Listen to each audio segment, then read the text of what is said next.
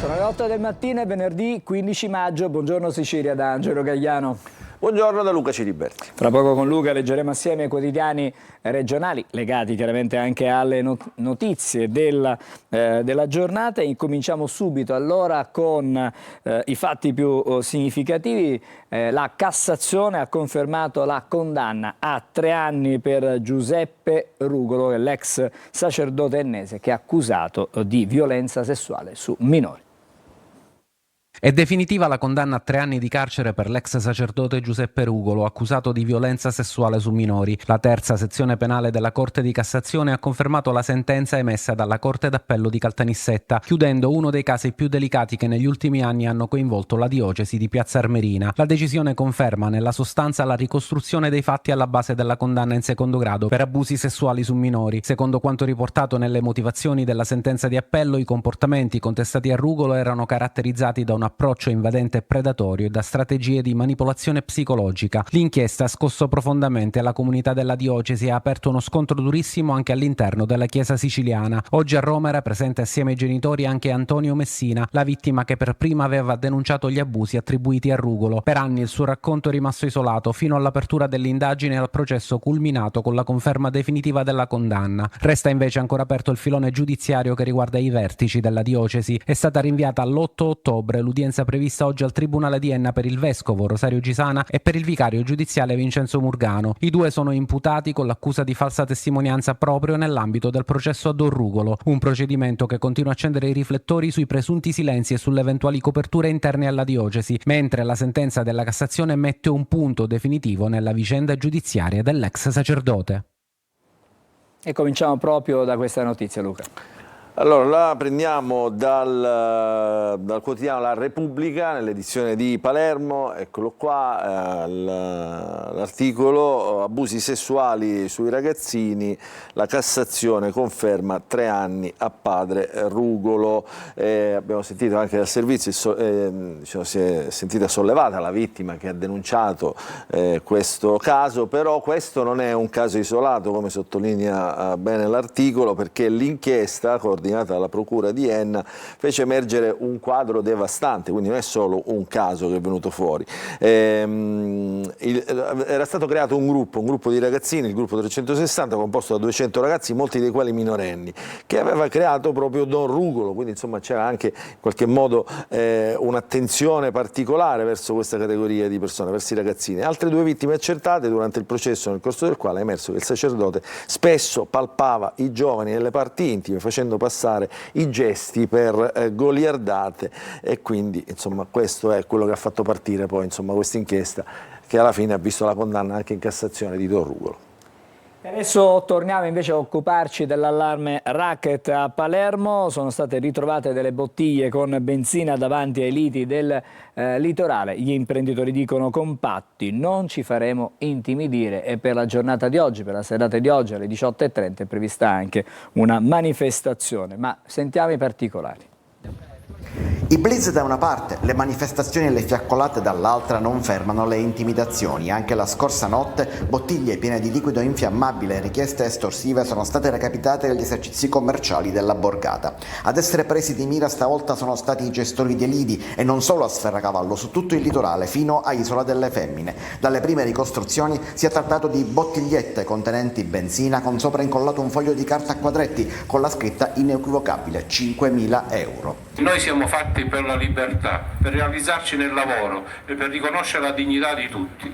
Quindi chiediamo questo oggi anche alla Vergine Maria, che ci dia questa capacità, questa forza di sollecitare sempre di più anche le istituzioni, ma noi siamo istituzione. Intimidazioni simili erano state fatte nei giorni scorsi ai commercianti di Sferracavallo. Ad altri il messaggio era stato fatto arrivare con colpi di mitra, fucile e pistole contro le attività commerciali. Ieri sera intanto nella borgata è stata inscenata una manifestazione. Si è trattato di una processione guidata dall'arcivescovo di Palermo, Monsignor Corrado Lorefice. Nessuno ci metterà paura, questo deve essere chiaro, aveva detto l'alto prelato, ma la risposta è arrivata subito dopo con le nuove intimidazioni. Il corteo di ieri sera ha attraversato la borgata, 8 stazioni come come una vera e propria via crucis, e fra queste il ristorante al Brigantino bersagliato da colpi di Kalashnikov la notte fra il 24 e il 25 aprile.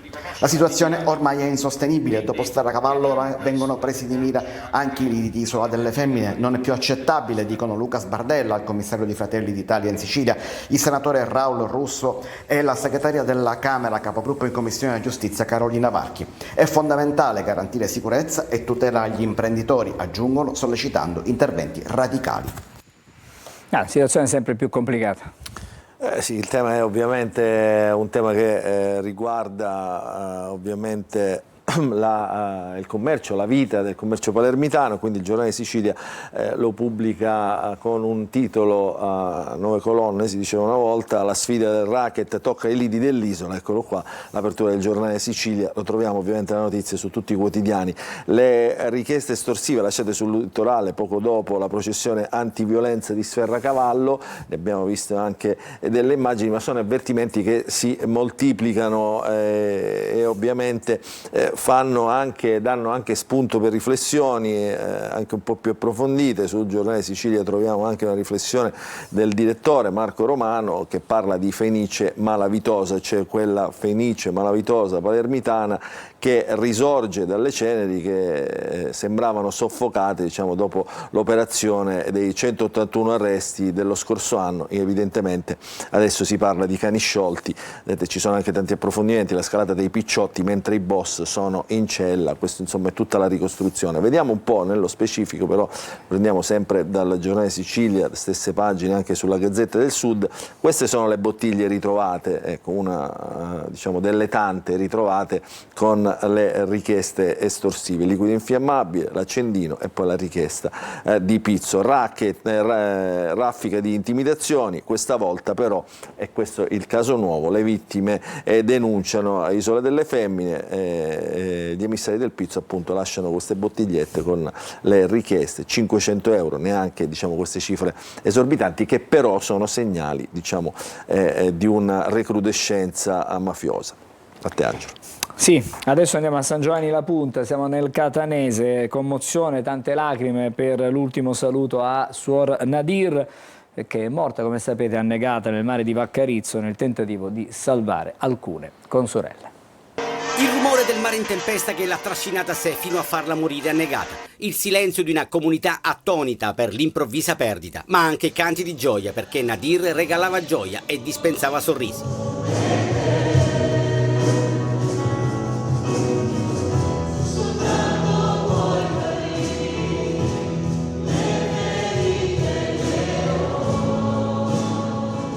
E la sua gente l'ha voluta salutare con le lacrime e tanti messaggi d'amore e speranza. La chiesa madre di San Giovanni La Punta, seppur maestosa, è sembrata piccola per contenere tutti. Balzava agli occhi la presenza di molti giovani che proprio Suor Nadir aveva avvicinato in questi anni in Sicilia.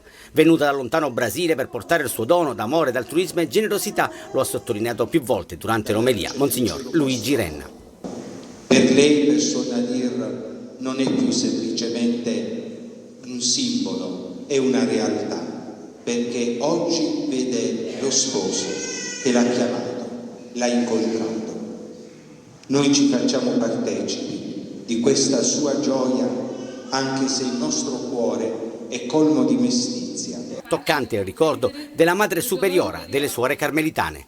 Suor Nadir nutriva un desiderio profondo e sincero di insegnare alle persone ad avere una fede solida. Non si contentava della superficialità, voleva che ogni persona incontrasse Dio in modo autentico, con radici salde, con convinzione. Suor Nadir verrà sepolta nella cappella delle suore carmelitane presente nel cimitero di San Giovanni La Punta. Questa è una storia che ha un pochettino colpito tutti, davvero, perché insomma, per come è andata poi la vicenda. insomma, la dinamica, insomma, anche la vittima diciamo, colpisce insomma, certamente l'opinione pubblica. Infatti mi sarei aspettato di trovare oggi un po' di più sui giornali, invece troviamo solamente un boxino nelle pagine interne del quotidiano La Sicilia. Eccolo qua, ve lo facciamo vedere nella cronaca di Catania, San Giovanni la Punta, dove la suora lavorava, in questo caso viveva nel convento. L'addio a Suor Nadir, il suo sacrificio nasce da una scelta quotidiana. E qui appunto una fotografia del funerale con tutte le consorelle, diciamo, dietro la bara. È stata ricordata con commozione, così come ha ricordato anche il nostro servizio. Mi ha colpito nella lettura, diciamo, come veniva definita questa suora all'interno del suo convento, diciamo, dei suoi superiori. Era definita una punk anarchica che nell'entroterra di Bahia, poi a San Paolo, era lontana dalla fede finché la potenza dello Spirito Santo non l'ha trasformato questa ribellione appunto in gioiosa sottomissione a Dio. Quindi era rimasta un po' una suora ribelle e lo abbiamo raccontato in questi giorni nei servizi del telegiornale. A te. Alleggeriamo un po' perché adesso parliamo di Bandiere Blu 2026. La Sicilia è protagonista con 16 località che sono state premiate. Ma vediamo. Tempo di mare e tempo di bandiere blu, riconoscimento per le località costiere che soddisfano criteri di qualità relativi a numerosi parametri, dalla validità delle acque di balneazione alla pulizia delle spiagge e gli approdi, passando per l'efficienza della depurazione delle acque reflue e della rete fognaria e dei servizi turistici. Sono 257 i comuni italiani che hanno ottenuto la bandiera blu, 11 in più rispetto al 2025. A fare la parte del leone la Toscana, che ottiene ben 35 bandiere blu. La Sicilia ne conquista 16, racchiuse però in sole 3 province, Agrigento, Messina e Ragusa. Nel messinese confermano il riconoscimento Ali Terme, Nizza, Roccalumera, Furci, Santa Teresa e Mazzeo, Taormina, litorali tra l'altro seriamente danneggiati dal ciclone Harry. New entry per il 2026 Lipari, Eolie e Santa Maria del Focallo ad Ispica nel Ragusano. Allora, insomma, il mare di Sicilia in qualche Bellissimo. modo viene premiato, però sono soltanto 3 le province. Beh sì, questa è la domanda, insomma, diciamo, il cruccio è che insomma, con tanto mare che abbiamo ne riusciamo a sfruttare pochissimo, però questo è e ce lo teniamo. Allora, le bandiere blu sono su tutte le prime pagine dei quotidiani regionali, vediamola per esempio qui nel Giornale Sicilia, il titolo, eccolo qua, bandiere blu a 16 spiagge, 2 in più rispetto allo scorso anno. Sono quasi tutte, diciamo, lo diciamo anche a beneficio dei nostri telespettatori, sono quasi tutte nella zona di Messina e nel Ragusano, poi le solite spiagge del Trapanese. Si inseriscono Ispica e Leolie, il mare delle Eolie, di Lipari. La Sicilia ovviamente ancora lontanissima dal podio, con dove c'è ancora Liguria, Puglia e pensate la Calabria, che insomma si è reinventata in questa speciale classifica. Andiamo a vedere nelle pagine del quotidiano La Sicilia anzi aspetta, vediamolo da un altro quotidiano, vediamolo da qua, eccolo qua, questa è la Repubblica con una bella foto di Lipari dove sventola la bandiera blu. Messina, dicevamo, è la provincia con più litorali certificati, 9 su 16, che sono tantissime, e praticamente tutta la costa che va da Taormina fino a salire, fino a Messina. La FEE, che appunto è l'organismo che riconosce questo vessillo, dice: la qualità del mare e i servizi balneari sono ovviamente diciamo, il plus che fa diventare una località balneare da bandiera blu. Quindi anche qui poi si monta sempre la solita polemica, non vengono premiati, diciamo, i luoghi con effettivamente il mare migliore, ma con il mare migliore e i servizi per fruirlo, e questo poi è il senso di queste bandiere blu. Adesso parliamo invece di calcio, perché ieri c'è stato un vero e proprio autentico bagno di folla, si dice così in queste occasioni. Il Catania è rientrato dal ritiro di Veronello, sta lavorando in sede in vista della dell'avventura dei playoff che scatteranno domenica con la trasferta sul campo del Lecco. Ieri c'è stato questo amichevole, un test diciamo al Massimino, tanto pubblico e soprattutto alcuni giocatori in evidenza, su tutti Caturano, che ha realizzato ben 4 gol durante questa amichevole, questa partitella. Ma vediamo il servizio. Nel giorno del sorteggio dell'accoppiamento con il Lecco nei quarti di finale, esordio negli spareggi promozione, il Catania si regala un pomeriggio con i propri tifosi al Massimino, prima dell'avvio del momento decisivo della stagione.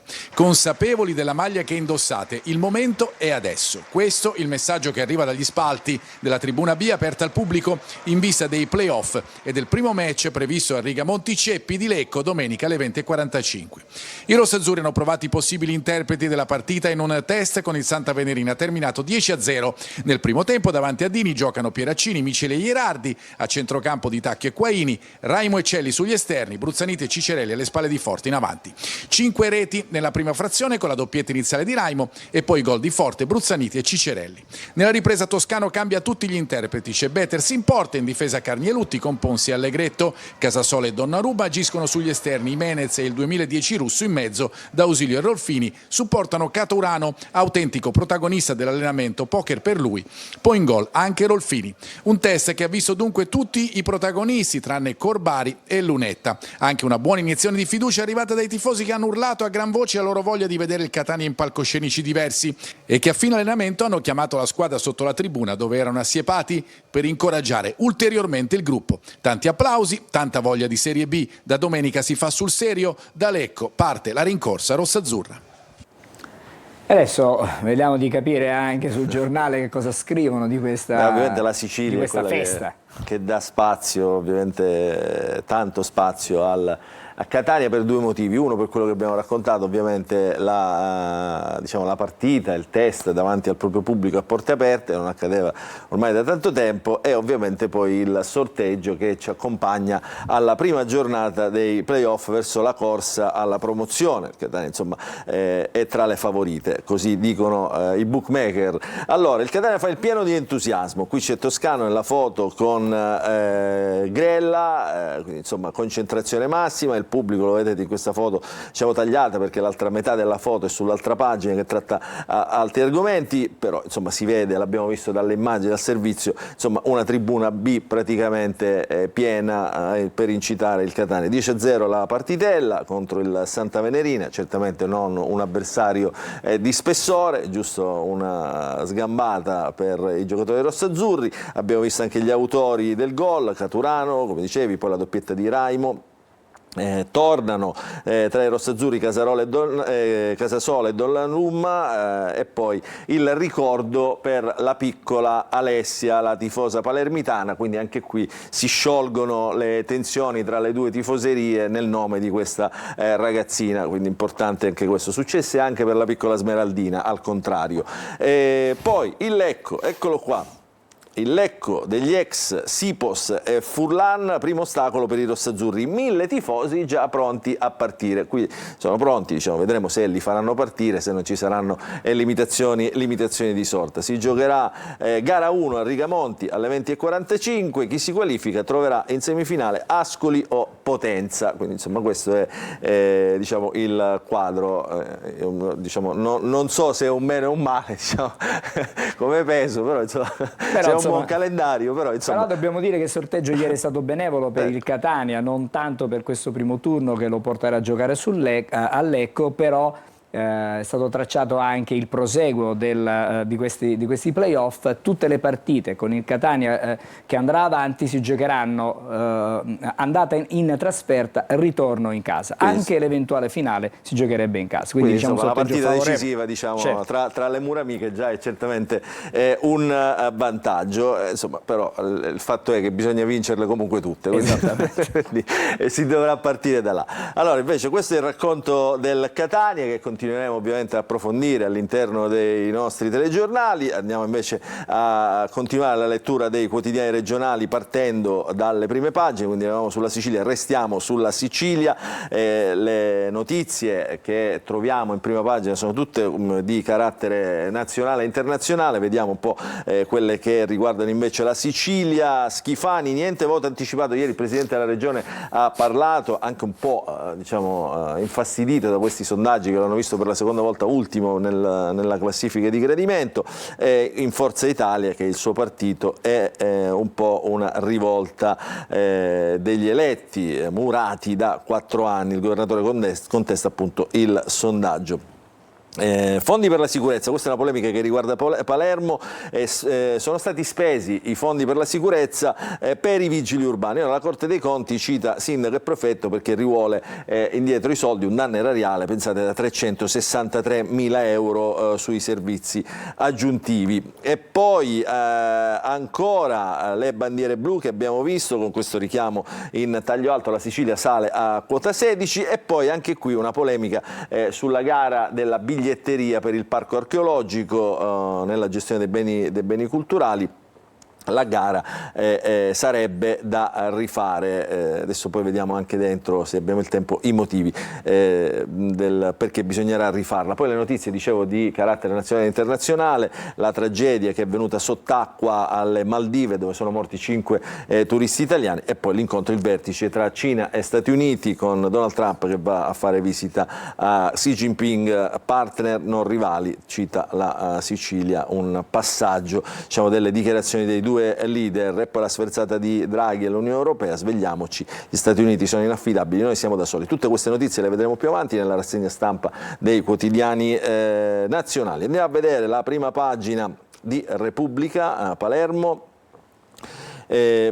L'apertura è dedicata alla politica, Schifani verso il centrodestra, un chiarimento dopo il voto, il governatore parla del KO sulle assunzioni, rivedrò gli alleati ma la giunta non cambierà più, questo è quello che, diciamo, si prospetta di fare fino alla fine di questa legislatura, che ricordiamo finirà l'anno prossimo. Di spalla troviamo le minacce ai lidi balneari con le bottigliette incendiarie che abbiamo già visto. Poi oggi, insomma, è giornata diciamo dello statuto, dell'autonomia siciliana, 80 anni dell'autonomia siciliana, una consulta per cambiare lo statuto. Repubblica ha organizzato un convegno all'Università di Palermo con l'Università e la Regione, e quindi ricorda, insomma, questi passaggi.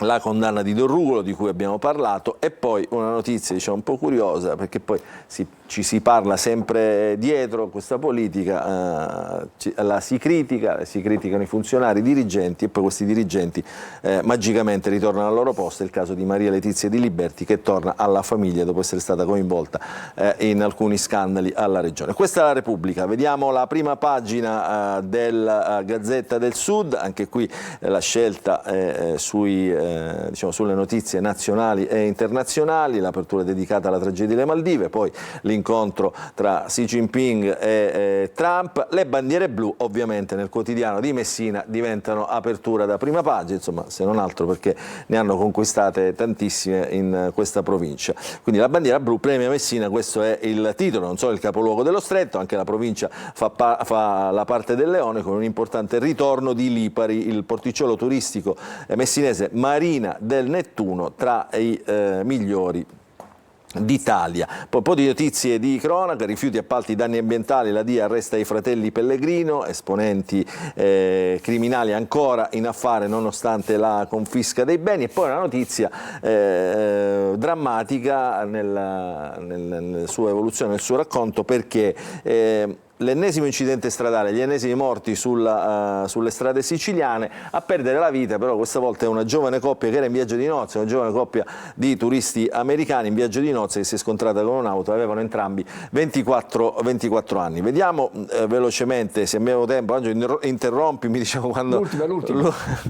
Allora, ne scegliamo una, vediamo la prima che capita, vediamo quella che riguarda appunto le notizie. Guarda, ti do una cosa curiosa, eccolo qua.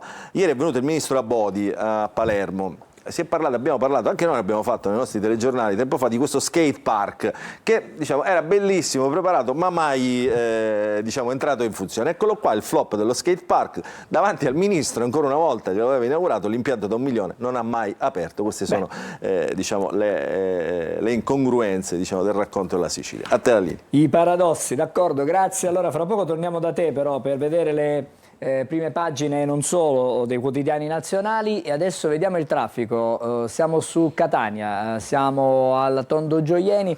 Stamattina la situazione sembra abbastanza scorrevole nonostante la giornata insomma, è cominciata non benissimo, nel senso il cielo è un po' nuvoloso, c'è stata qualche goccia di pioggia, però al momento la situazione traffico sembra piuttosto tranquilla. Possiamo vedere qualche altra, ecco, c'è anche un po' di sole, si vede qualche spiraglio di sole adesso rispetto a quando siamo arrivati noi, anche in redazione. Via Vincenzo Giuffrida, il traffico è sostenuto ma non mi sembra comunque congestionato in questo momento. Altro momento sempre sulla circonvallazione, la parte bassa, via Lodorico da Pordenone, in entrambe le direzioni il traffico è scorrevole, certamente più scorrevole verso Ogni, non un po' meno magari in direzione Policlinico, in direzione Mister Bianco. Possiamo vedere la situazione sull'Etna e qui vediamo le nuvole, qui si vedono le nuvole e non si vede la parte sommitale del vulcano assolutamente ricoperto da queste nuvole minacciose.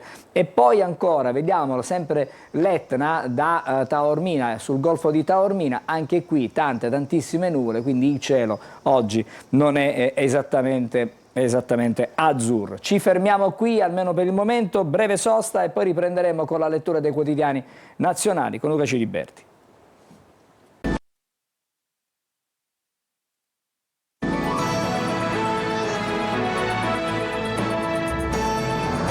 Eccoci di nuovo in studio per andare alla postazione della rassegna stampa con Luca Ciliberti.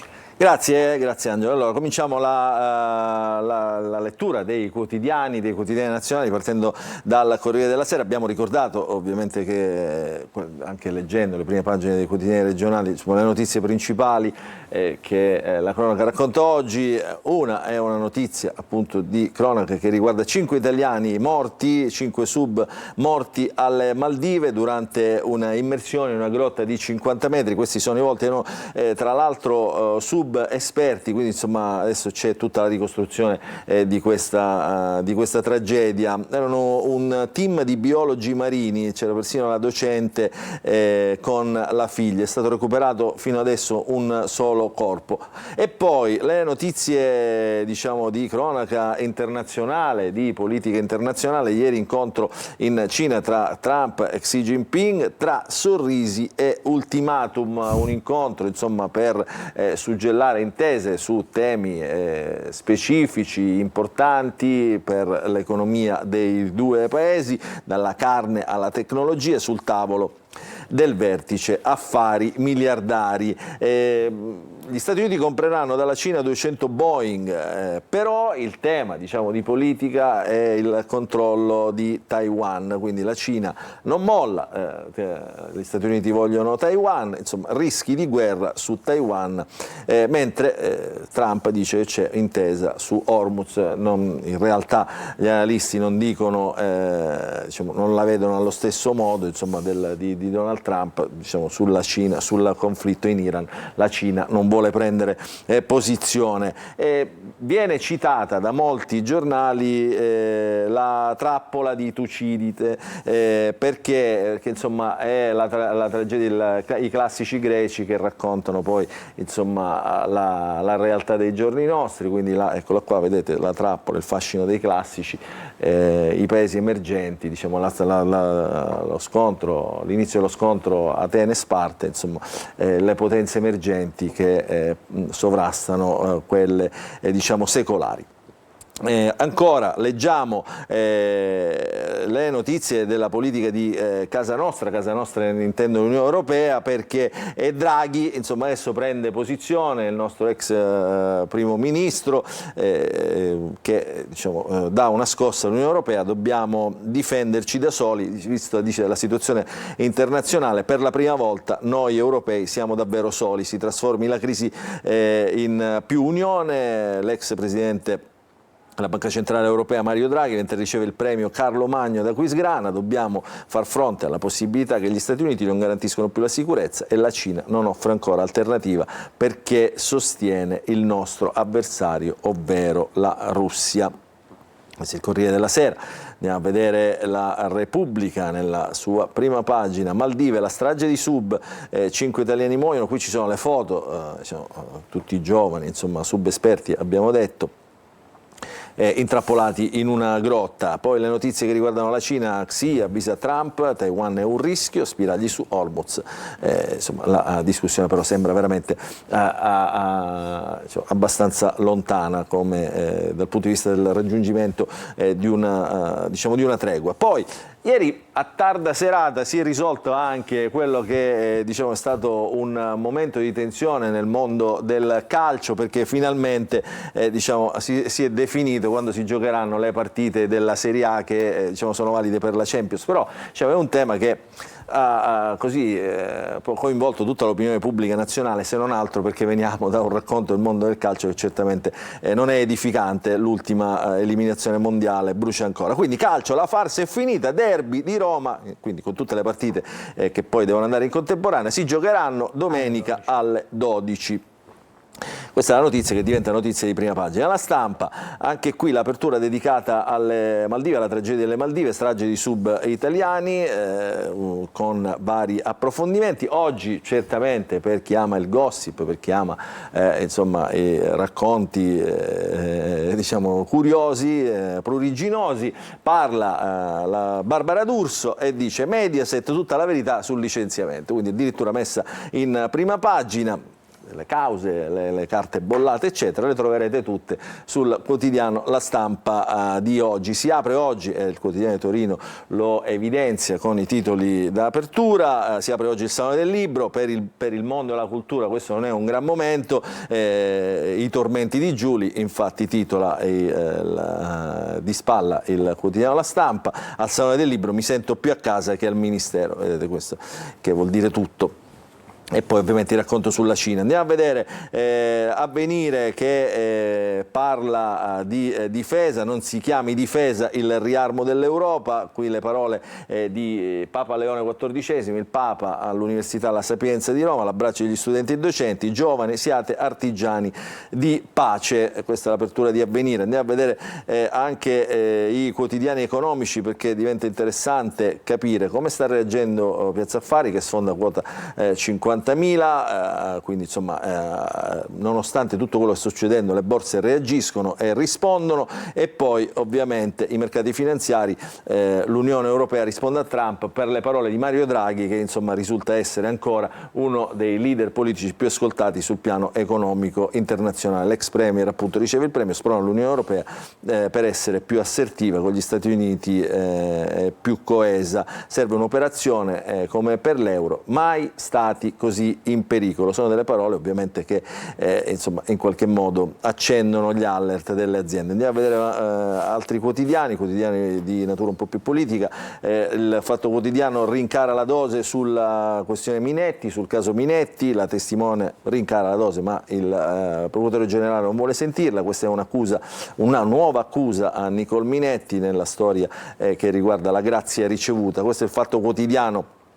Il Manifesto è abbastanza, come sempre, nei suoi titoli esaustivo. Il sorpasso è il riferimento delle due potenze, quindi la Cina che sorpassa gli Stati Uniti come potenza mondiale, accoglienza amichevole e cordiale di Trump in Cina, ma Xi mette in chiaro che le due potenze ormai sono su un piano di parità e potrebbero entrare in conflitto sul futuro di Taiwan. Stabilità strategica e costruttiva è la nuova formula di Pechino. Agli Stati Uniti non resta che consolarsi con gli affari conclusi nel viaggio. Pochi, dice il quotidiano Il Manifesto.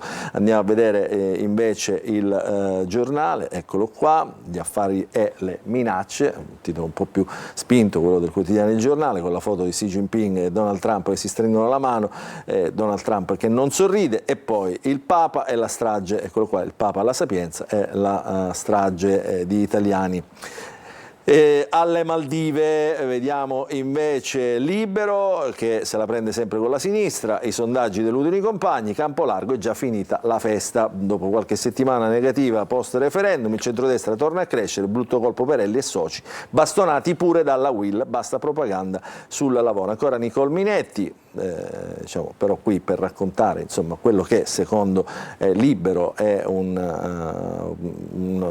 scoop sbagliato del Fatto Quotidiano, crollate le accuse a Minetti. Insomma qui ci sarebbe molto da dibattere tra favorevoli e contrari a questa lettura. Forse abbiamo il tempo per leggere l'ultimo quotidiano. Allora leggiamo il Riformista, che parla di libertà di stampa, una legge per la libertà di stampa, il dibattito sull'informazione politica e giustizia, fronte contro le querele temerarie, che è un caso insomma, su cui si dibatte sempre all'interno della categoria. Vedo troppe intimidazioni giudiziarie, dice Di Pietro, l'ex PM di Mani Pulite, e su questo il Riformista ci apre addirittura con un editoriale di Jacobazzi a testa alta contro le querele intimidatorie. Ci fermiamo qui. Grazie Luca. Allora adesso noi ci fermiamo e poi il primo ospite della nostra mattinata, parleremo di 730 precompilato, come ottenere i rimborsi dell'IRPEF e tutto quello che è ruota attorno alla dichiarazione dei redditi. Ci fermiamo per il momento, breve sosta e poi saremo di nuovo insieme.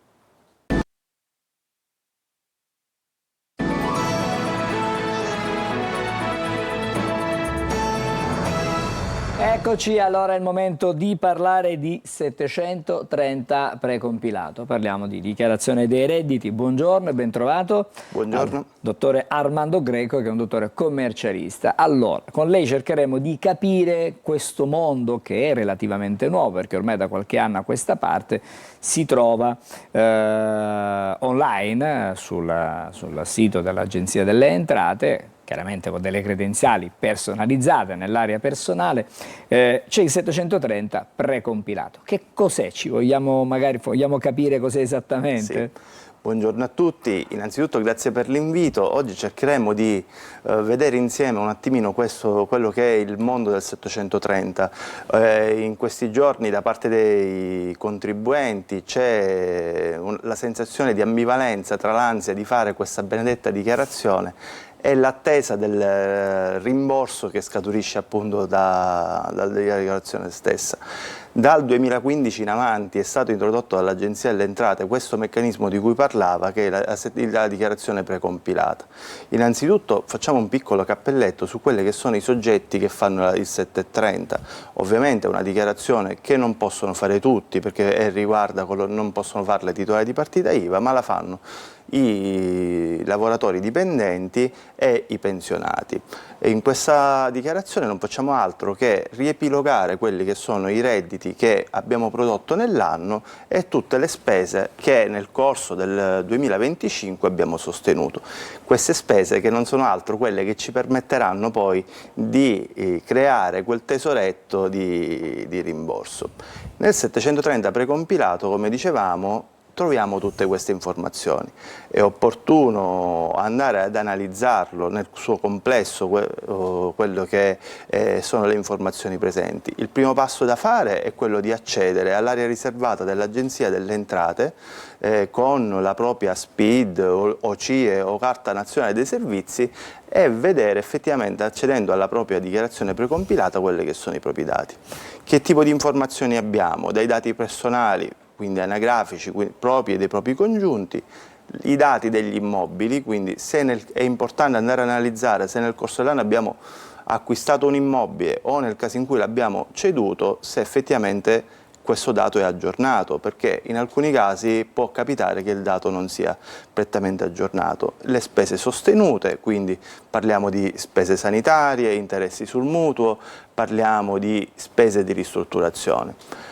Il contribuente, verificato questo, può procedere a accettare e inviare all'Agenzia delle Entrate il 730. Però io le chiedo, il contribuente certamente non è un professionista, magari leggendo sembra tutto a posto, poi magari l'occhio di un professionista può vedere che ci sono delle piccole cose, non per forza necessariamente diciamo delle omissioni oppure delle integrazioni da fare rispetto a quello che viene riportato sul sito dell'Agenzia delle Entrate. Allora qui entra in gioco la figura del professionista. Sì, assolutamente sì, perché ormai, per quanto il dato nel corso degli anni si sia sempre più affinato e quindi le informazioni presenti siano sempre più corrette e più affini a quello che è la dichiarazione del contribuente, può capitare che ci siano dei dati mancanti.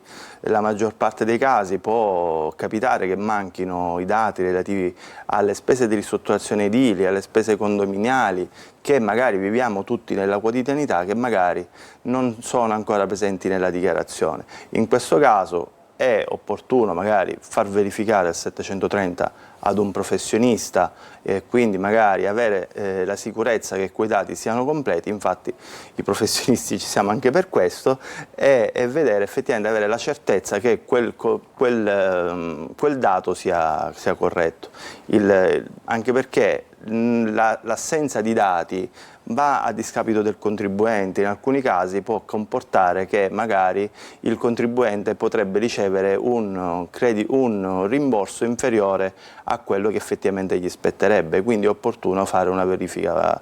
Un ulteriore elemento su cui si possono avvalere di professionisti è magari per quei soggetti che non hanno molta dimestichezza con le pratiche digitali. Ma immaginiamo un pensionato, una persona avanti negli anni, sì, magari riuscirà ad entrare nell'area riservata dell'Agenzia delle Entrate, però magari non avrà il quadro completo di quello che è stato il suo anno fiscale, esatto. Mettiamolo così, non farà attenzione se tutte le spese mediche sono state effettivamente segnate oppure no, oppure altre spese che possono essere detratte. E ricordiamo che la detrazione ha una percentuale. Sì, per tipologia di spesa sono più di 40 tipologie di spese che possono essere detratte. Passiamo dalle spese sanitarie, che superata la franchigia di 129 euro permette di scaricare il 19%, alle spese per la ristrutturazione edilizia, che da quest'anno continuano ad essere al 50% per l'abitazione principale, vengono ridotte dal 2025, quindi per il reddito del 2025, al 36% per le seconde abitazioni. Vengono ridotte le detrazioni, da quest'anno il tetto alle detrazioni nel decreto di riordino appunto delle detrazioni per i contribuenti che abbiano un reddito superiore a 75.000 euro. Quindi è opportuno che magari le persone che non abbiano molta familiarità con questi sistemi tecnologici, perché lo vediamo quotidianamente, magari la persona che viene in studio, che dottore mi aiuta a fare l'accesso e quindi siamo lì, e quindi noi siamo lì anche per supportarli o anche per fare quell'attività basica di andare a verificare insieme, di accompagnarli in questo percorso. Le volevo chiedere, ci sono delle scadenze? Certo sì, la scadenza del 730 ordinario è del 30 di settembre, quindi il termine ultimo per presentarlo. Il 730 precompilato può essere spedito già dalla data di ieri. Ovviamente il consiglio che diamo a chi ci segue da casa è di presentarlo nel più breve tempo possibile, perché prima lo presentiamo, prima avremo diritto al nostro rimborso, che nella maggior parte dei casi potrà arrivare tra luglio e agosto. Vabbè, queste sono già informazioni. Allora, diciamo che l'unica differenza fra l'ordinario e quello precompilato è che l'ordinario è quello che viene poi rivisto, diciamo così, sì, dal professionista. Chiedo scusa, sono tutte informazioni importantissime e le volevo anche chiedere, c'è la necessità, questa è una curiosità, magari per chi ci sta ascoltando, per i pensionati di presentare il 730 qualora si avesse soltanto la pensione? Allora, chi ha solo la pensione ha l'obbligo di presentare il 730, colui quale ha un reddito superiore a 8.000 euro. Quindi qualora parliamo di pensionato basico, potrebbe anche, con la pensione sociale, potrebbe anche non raggiungere ormai quelle soglie, quindi potrebbe anche non avere l'obbligo di... Però il discorso, torniamo a quello che dicevamo prima, il pensionato che fa la dichiarazione, nella maggior parte dei casi, avendo, ahimè, spese soprattutto sanitarie rilevanti, è l'occasione per recuperare qualcosina. Un piccolo tesoretto, sì, come diceva lei sì, prima. esattamente, è l'opportunità per recuperare quel centinaio di euro che magari possono essere utili nel corso della quotidianità. Dottore Greco, la ringraziamo, grazie voi, per essere grazie stato con noi questa mattina, ci ha chiarito cosa bisogna fare con i 730 precompilato, come farsi aiutare, da chi farsi aiutare e come proseguire insomma, nei prossimi giorni, nei prossimi mesi per la dichiarazione dei redditi per quanto riguarda il 730. Grazie ancora per essere stato con noi. Adesso noi vediamo le previsioni meteo e poi saremo di nuovo insieme a voi.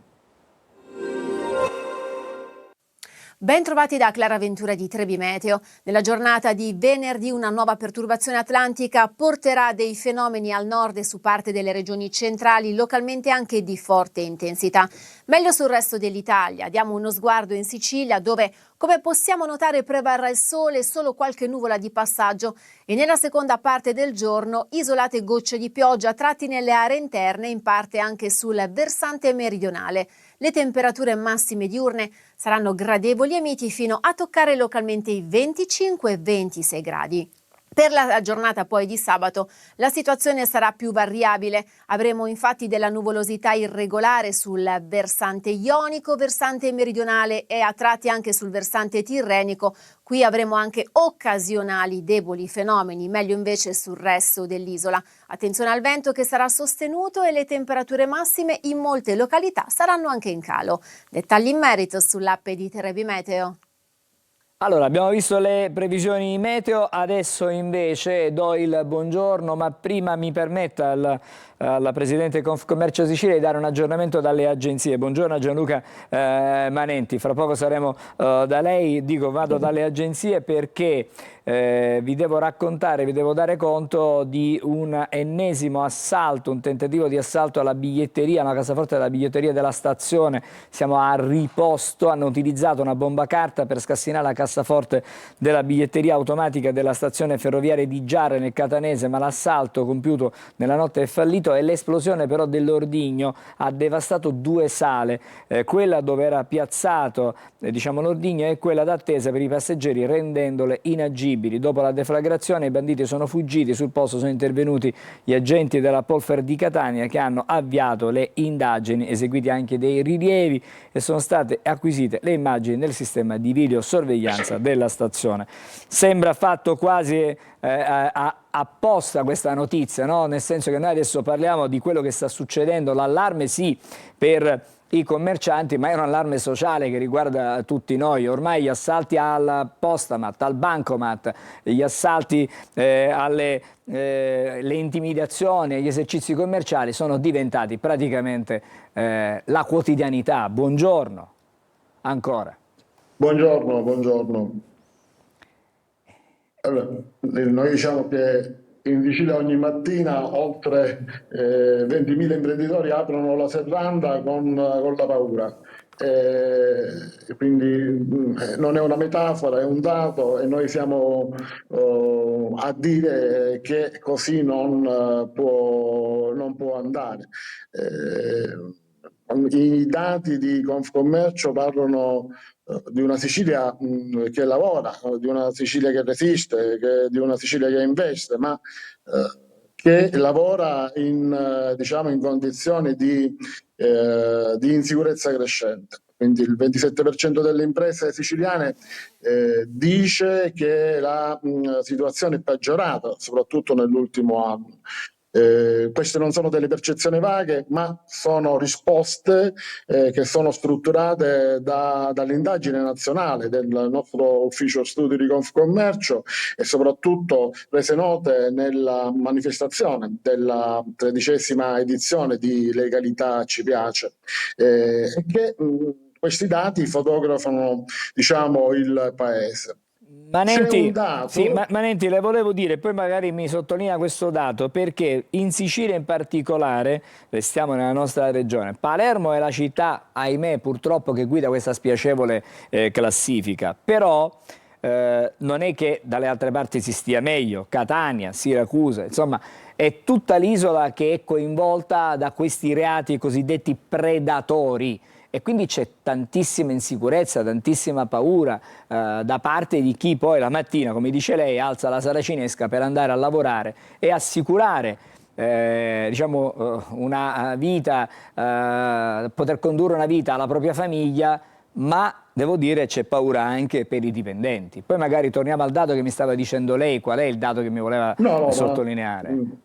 Sono perfettamente convinto di questo, perché quello che è successo a Palermo, i commercianti che sono andati in prefettura dopo le varie escalation di intimidazioni, non è un caso isolato, quindi come ha detto lei è il segnale che la misura ormai è colma, e quindi gli imprenditori siciliani non vogliono solo più polizia, vogliono sentirsi anche parte di un sistema che li può proteggere, e noi siamo là vicini in quelle stanze ogni volta, quindi sono delle escalation ormai non di presidi di polizia, ma diciamo che vogliamo un sistema che protegge non soltanto i commercianti, ma anche gli abitanti delle città, dei quartieri e anche dell'intero paese. Questo soprattutto in Sicilia si sta verificando. Quindi, così come ho detto poc'anzi, in un anno ci sono state tutta una serie di escalation che effettivamente ci preoccupano, e soprattutto per gli imprenditori che vogliono investire abbiamo delle difficoltà nella percezione della sicurezza. Manenti, lei diceva prima, voi siete nelle stanze dove magari si discute, si dibatte su quali provvedimenti andrebbero presi, no? Cioè, discutete con il prefetto, con le forze dell'ordine, vi incontrate, a tutela chiaramente degli associati che fanno parte della vostra associazione di Confcommercio. E ormai a Palermo in particolare ci sono stati negli ultimi giorni, anche nelle ultime ore, diverse intimidazioni, chiamiamole così, diverse intimidazioni ai danni di commercianti, intimidazioni o con la bottiglia con liquido infiammabile e il bigliettino poi lasciato per la richiesta del pizzo, o altrimenti in altre circostanze anche in maniera esplicita con colpi di Kalashnikov all'indirizzo delle vetrate, a rischio magari, perché magari ci potrebbe stare qualcuno dentro a lavorare perché fa un turno magari diverso dagli altri, quindi c'è grande rischio anche per l'incolumità personale. In questi confronti che avete avuto, le risposte, lei diceva, non bastano semplicemente i presidi, non bastano semplicemente la maggiore presenza delle forze dell'ordine. Come si può arginare questo dilagare, perché ormai è un dilagare di queste intimidazioni? Allora, soprattutto noi diciamo che questa escalation di fatti ci preoccupano tantissimo. I presidi della polizia, come ho detto poc'anzi, non bastano, ma soprattutto invitiamo i nostri commercianti a non mollare, ma anzi ad denunciare. E noi come organizzazione sindacale stiamo monitorando la situazione con un rapporto continuo con le forze di polizia. Certamente la notizia che poc'anzi lei ha dato è una notizia, sì è vero, è capitata ad una parte, possiamo dire, dello Stato, presso la stazione ferroviaria, ma queste cose ci fanno riflettere tantissimo, perché si ripercuotono poi sulla città. Noi siamo pronti a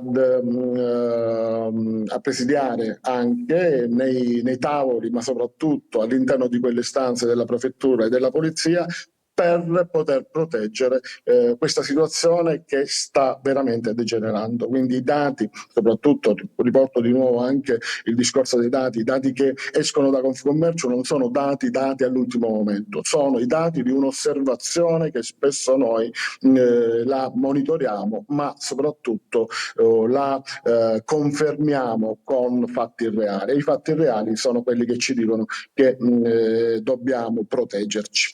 Quanto diciamo un potenziamento delle videosorveglianze può in qualche modo essere da deterrente rispetto a questi reati predatori?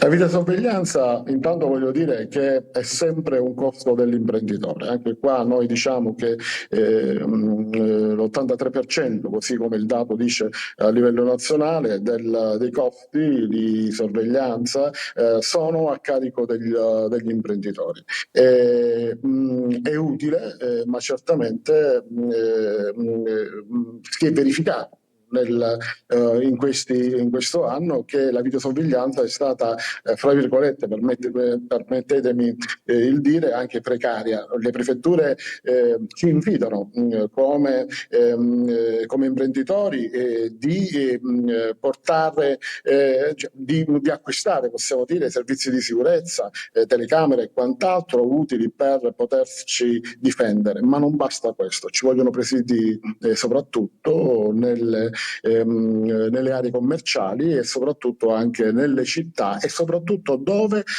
ci sono ormai quelle aree dove ci sono dei negozi sfitti, perché come noi diciamo la desertificazione commerciale favorisce poi questi atti delinquenziali.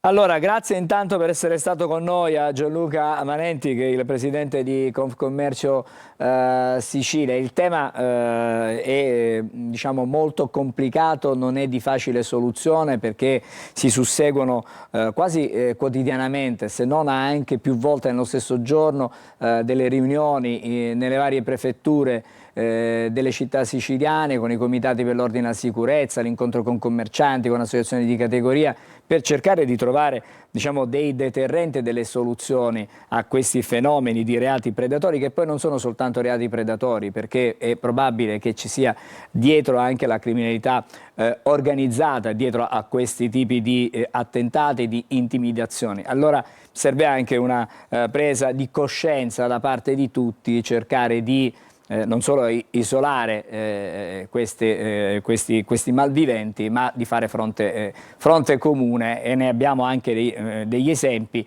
con imprenditori che denunciano, con imprenditori che non pagano il pizzo ma vanno a denunciare all'autorità giudiziaria per l'appunto le pressioni che subiscono. Oggi, lo ricordiamo, a Isola delle Femmine ci sarà anche una manifestazione, ci sarà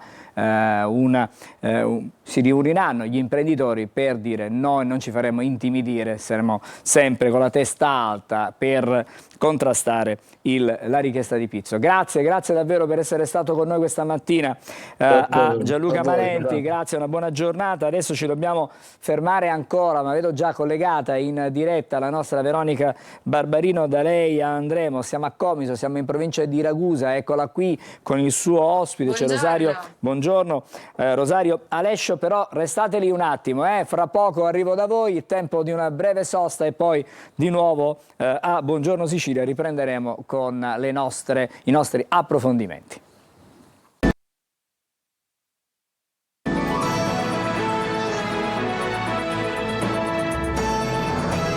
Eccoci dunque insieme, come già avete visto siamo pronti con Comiso, con Veronica Barbarino, con il suo ospite Rosario Alescio, che è promotore di un progetto, oltre ad essere il presidente del Lions Club di Comiso Terra Iblea, è promotore di un progetto che mi incuriosisce parecchio, perché sì, questo progetto è intitolato Scuola per Genitori. Magari ci facciamo spiegare che cos'è questa scuola per i genitori, come ci si può arrivare, come si accede a questa scuola. Veronica, vediamo di capire qualche cosa in più. Sì, buongiorno nuovamente a tutti. Sì, siamo con il presidente del Lions, Alessio. Sì, è una scuola per genitori. Intanto io vorrei sapere da dove nasce l'esigenza. È un percorso formativo, sarà fatto da tantissimi altri step, già uno è andato qualche giorno fa, ma prima capiamo da dove nasce l'esigenza di una scuola. Intanto buongiorno a tutti i telespettatori. Nasce da un confronto che come soci del Lions Club Coms Terrebrea ci siamo confrontati su un grande tema che fa parte delle attività dei Lions, cioè il rapporto con i giovani. Abbiamo anche immaginato di confrontarci con altre associazioni del territorio e con le associazioni produttive, e da qui è venuta l'esigenza effettivamente di fare qualcosa di importante, e ci siamo rivolti al professore Pellai, che è una delle massime espressioni oggi in Italia che si occupa del rapporto genitore e figli, ci ha dato l'idea di costruire proprio un modello innovativo di come fare rete tra il mondo produttivo, la scuola, le associazioni di volontariato e interrogarci sul rapporto tra i genitori e i figli. Noi diamo per scontato molte volte il rapporto con i nostri figli, non li ascoltiamo, siamo presi da mille cose, siamo presi dal lavoro, e i nostri figli si vanno a rifugiare in tutto ciò che oggi viene comunemente chiamato social. Io mi ricordo che quando mio papà mi metteva in punizione, oggi non esci, e per me era un dramma. Se oggi tu a tuo figlio dici oggi sei in punizione, stai dentro, gli fai un favore, perché ti rimane tutta la giornata PlayStation o con i social. Perché proprio a Ragusa? Perché tutti conosciamo la realtà ragusana, fatta di piccole e medie imprese, e il dramma poi dove lo viviamo? Nel passaggio generazionale, cioè quando mio figlio decide di iniziare a lavorare, se lo convinciamo di venire all'interno della mia impresa, ma se io non ho lavorato bene nell'ambito di un rapporto educativo dove ho impartito un certo tipo di valore, il sacrificio, la vita reale rispetto alla vita virtuale che molti di questi giovani fanno, non è che noi ce la possiamo prendere con i ragazzi, con i nostri figli, ne abbiamo una precisa responsabilità e non possiamo delegare tutto alla scuola come se la colpa è degli altri. Da queste cose da queste riflessioni è venuta fuori questa idea. Benissimo, una bellissima idea, perché purtroppo adesso si vive un'emergenza educativa appunto contemporanea che è dovuta alle dipendenze digitali, allo smartphone, all'intelligenza artificiale, alla perdita di empatia, che è la conseguenza di quando si sta troppo su un device, su un apparecchio appunto tecnologico. Ma guardi, il problema serio, riflettiamo un attimo. Tu vai in spiaggia, quando eravamo noi bambini, a 7, 8, 9, 10 anni, che cosa c'è di più bello di avere una paletta, giocare, stare in mezzo all'acqua, i genitori che ci sgridavano? Oggi tu vai sotto l'ombrellone e vedi un bambino di 7, 8 anni con lo smartphone. Cioè tu stai sfidando la natura. Cioè, quel bambino gli bruciamo il cervello, li bruciamo. Ma cosa ci aspettiamo domani a 13, 14, 15, 18 anni? Che figli stiamo crescendo? Ma tu te la puoi prendere con un bambino di 7, 8, 9, 10 anni, noi una nostra precisa responsabilità. Ora i governi, abbiamo visto quello che è successo in Australia, che è vietato fino a 16 anni l'utilizzo incondizionato dei social. Ora i governi man mano stanno prendendo coscienza per cercare di intervenire nell'utilizzo irrazionale di questi strumenti, perché diventa oggi un problema sanitario, oltre che un problema di tipo sociale. Chiedo scusa, non so se mi sentite, però volevo dire al tuo ospite, l'intervento legislativo che c'è stato in Australia, intervento che si sta pensando anche di fare in Italia, ma secondo lei non sono tardivi rispetto ad una generazione che già praticamente è stata in qualche modo segnata da questo, diciamo, dalla iperesposizione, iperutilizzo di apparecchi elettronici, device di vario genere e social? Non c'è dubbio che sono tardivi, ma bisogna pure iniziare. Anzi, meno male che qualche governo si pone il problema e già si stanno portando avanti delle iniziative. È tardivo, ma l'importante è che si fa. Che cosa ci possiamo fare? Noi non siamo il governo, purtroppo molte volte siamo vittime anche delle politiche delle multinazionali, li subiamo perché anche tutto ciò che viene nell'ambito dell'utilizzo di questi social viene propagato, è tutta una forma di strumenti di marketing che ti vanno a catturare il cervello dei ragazzi. Ha ragione davvero. Veronica, credo ne abbiamo anche un'intervista da fare vedere? Ecco, sì, volevo lanciare questo. Nel momento della lection magistralis di Pellai, che si è tenuta qualche giorno fa, lui ha parlato di una possibile soluzione, cioè ci vorrebbe un ritorno alla realtà, quella reale, non quella virtuale, delle famiglie che si incontrano nuovamente con i propri figli. Guardiamo il contributo. Oggi il tema per i genitori è importantissimo rimettere la vita delle famiglie dentro alla vita reale, sia dentro casa, sentire che momenti come il risveglio del mattino, il ricongiungimento col proprio figlio all'uscita da scuola, il momento dei pasti devono avvenire senza le interferenze del mondo digitale, e l'altro aspetto fondamentale è che la famiglia deve aprirsi alla comunità, che ogni famiglia si gemelli con una famiglia che ha un figlio della stessa età di tuo figlio, con cui cenare o pranzare almeno una volta alla settimana insieme. Questo vuol dire raccontarsi la vita, confrontarsi su temi e scelte educative. Dobbiamo rimettere dentro alla famiglia molte esperienze che sono andate perse. Allora, abbiamo un minuto, Veronica, ancora un minuto, dove dobbiamo chiudere? Ok, allora questa è un po' la soluzione di Pellai, ma parliamo del corso, quali saranno i prossimi incontri, diamo delle nozioni, delle informazioni per chi volesse anche partecipare.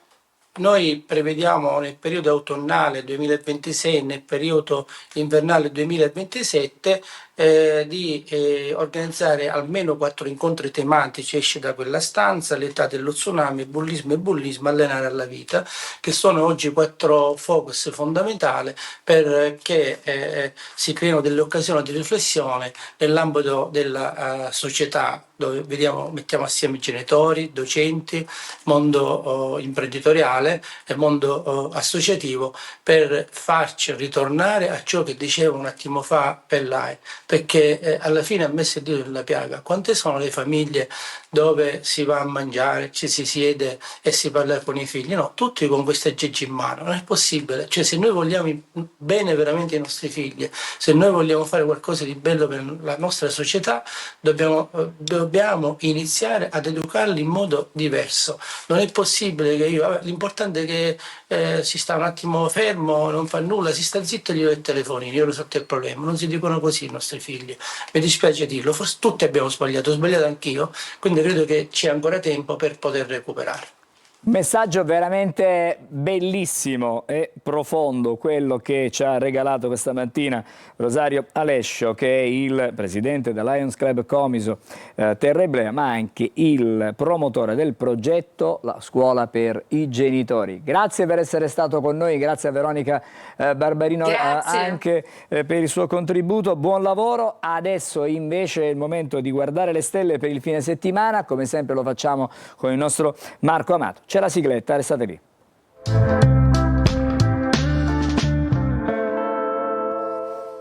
E allora Marco, buongiorno, ben trovato. Siamo nel fine settimana. Buongiorno Angelo, buongiorno Sicilia.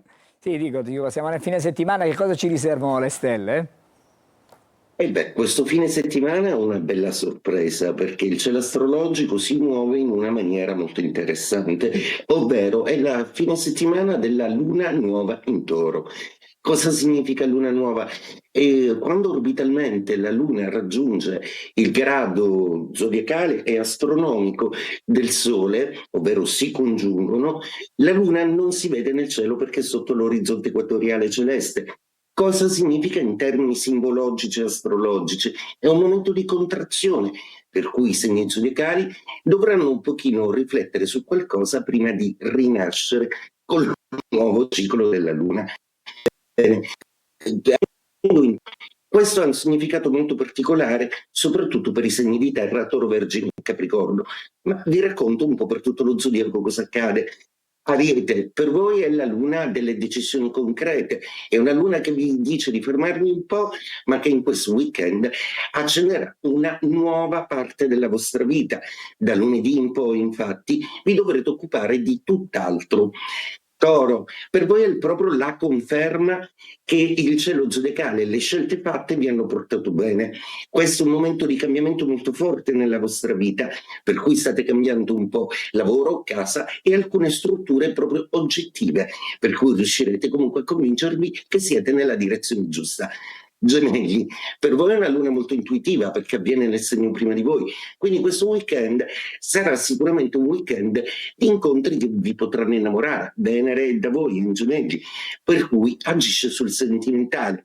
Cancro, per voi è che è una luna forte, ma che vi fa riflettere su tutto quello che riguarda la squadra, la famiglia e tutte le relazioni multiple, varie che avete, aggiustandone qualcuna. Leone, per voi è una luna di quadratura, è una luna che vi fa sentire stanchi ed è una luna che vi permetterà di mettere da parte alcune energie per meglio spenderle poi la prossima settimana. Vergine, è una luna nuova di trigono per voi, quindi ottima, una luna che accende comunque desideri, passioni e che vi convince soprattutto che avete scelto la persona giusta, quindi ripartirete più sicuri sentimentalmente. Bilancia, per voi è una luna un po' distante, un po' lontana, quindi cercate un po' delle conferme che non sempre troverete, cercatele dentro voi stessi.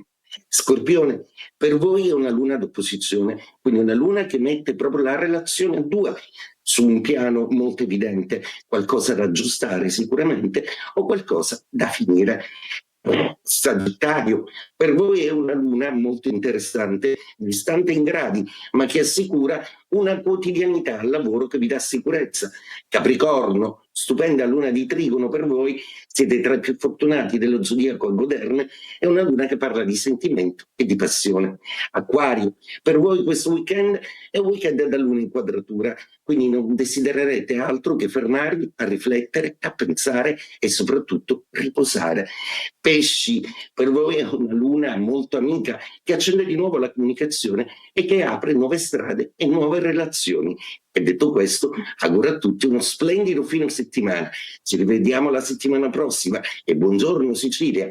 Grazie Marco, buon weekend anche a te, buon fine settimana, alla prossima con i tuoi suggerimenti, con la lettura delle stelle per tutti noi. Adesso invece vediamo cosa ci riservano gli appuntamenti nella nostra regione per questi giorni in cui magari la maggior parte di noi riesce a concedersi qualche momento di serenità e di tranquillità, con il weekend in Sicilia, le curiosità e gli appuntamenti più importanti.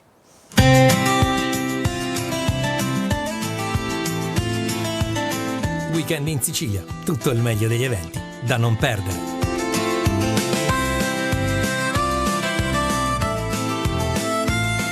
Dal 14 al 18 maggio, tra Milo e Catania, spazio a Il Sacro Ritorno dell'Essenza, progetto dedicato al rapporto tra arte, spiritualità e memoria culturale nel segno di Franco Battiato.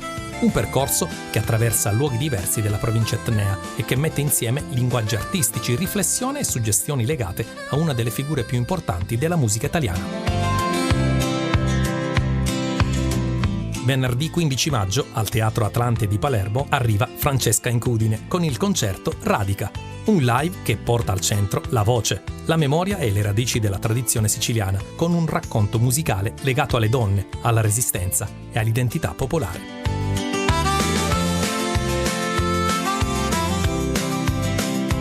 Sabato 16 maggio al Chiostro San Domenico di Trapani è in programma la finale del concorso lirico internazionale Giuseppe Di Stefano. La manifestazione, arrivata alla 21esima edizione, richiama giovani cantanti lirici e valorizza la memoria artistica del grande tenore trapanese. Sabato 16 e domenica 17 maggio a Mistretta torna la festa di primavera. Piazza San Felice ospita 2 giornate tra musica, escursioni, sapori locali e tradizioni, con un programma pensato per raccontare il borgo e il territorio nebroideo in un fine settimana di comunità. Dal 15 al 17 maggio vicino Palermo tornano le giornate nazionali dei castelli. Il programma coinvolge Torre Roccella, Cefalà Diana e Caccamo, con aperture e visite gratuite dedicate al patrimonio storico e architettonico del territorio. Dal 15 al 16 maggio Catania ospita la Sicily Music Conference, un evento dedicato alla fiera musicale siciliana. In programma live, incontri, workshop e momenti di approfondimento per mettere in relazione artisti, professionisti e operatori del settore. E anche per questo fine settimana è tutto. Vi auguriamo un buon weekend.